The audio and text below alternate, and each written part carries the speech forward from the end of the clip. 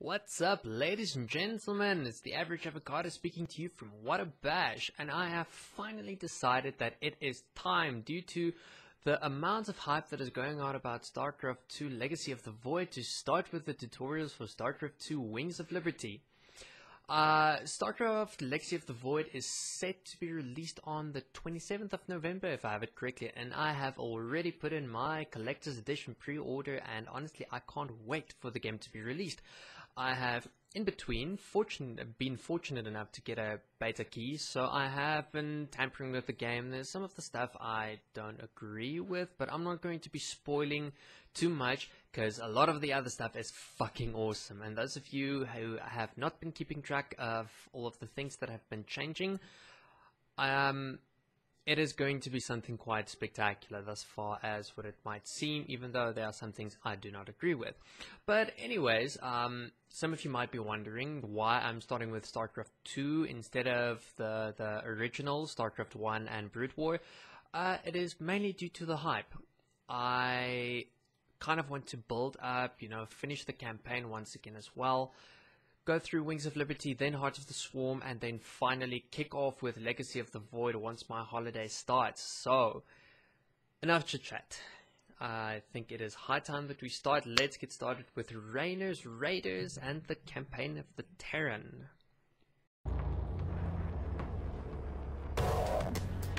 Alright, boys. Let's show the locals they don't need to fear the Dominion.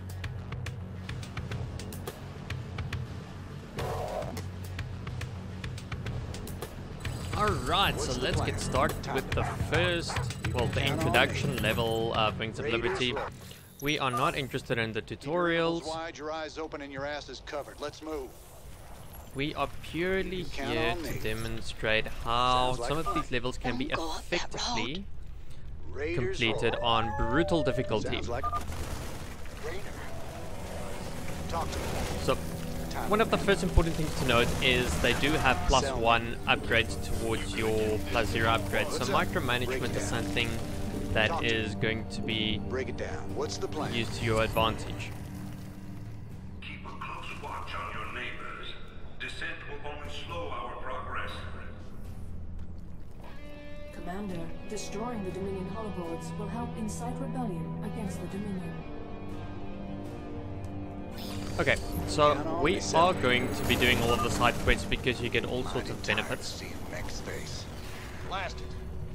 Time to man up. So it might increase the length of some of the videos, but it is to our advantage at the end of the day when we want to work with upgrades. Okay, so since Raynor has got 200 life and armor and a lot of damage and so forth, he can actually absorb most of the damage. You don't want to lose too many of your Marines, so let's... Count on me. Also, My neighbors, my family. Another thing to keep in mind when working with your Marines is the Marines standing at the back sometimes get blocked off, which means that they can't get close enough in order to fire shots. So you might end up having a bunch of Marines that are not doing their job. The only way to work about this is to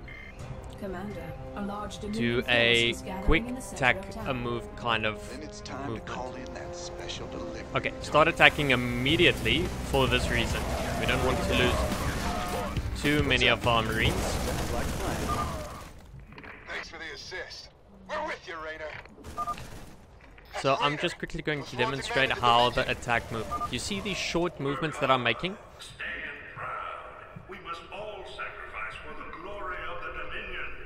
Yeah, my apologies for keeping quiet during these cutscenes. No sacrifice is too great for safeguarding our communities.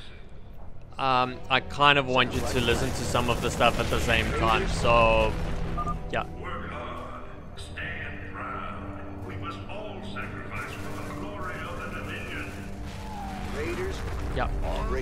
Yeah, so basically, as I demonstrated just now, that is how the attack moves work.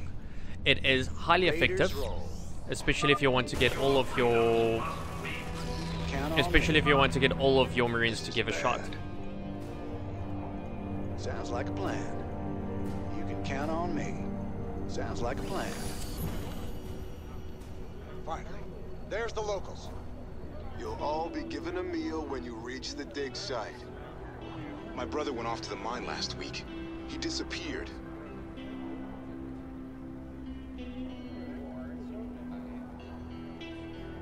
We got a runner. They're shooting civilians. Move in.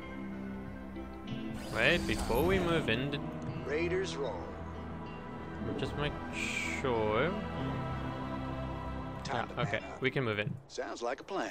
Okay, so be sure to put your lower life marines at the back so that those with the full life can absorb the damage. Otherwise, you might end up losing a lot of units for no reason. Like a plan. Except in a case like this. Count on me. What's up? Minsk has a lot to pay for. Thank you, Raynor. We knew you wouldn't forget us. There's more people still being held up ahead.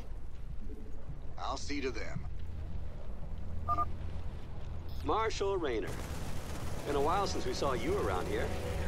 We're with you, Raiders. Sounds like a plan. You can count on.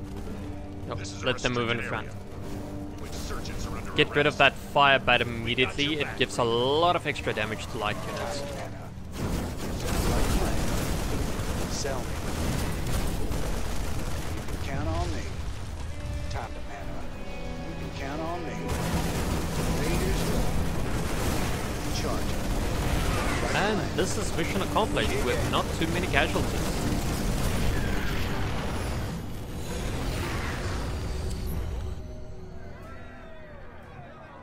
I didn't think we could fight them, but we can. Now you've got the weapons and the resources to do it. Remember, Minsk can only control you if you let him. Wise words, Raynor, wise words.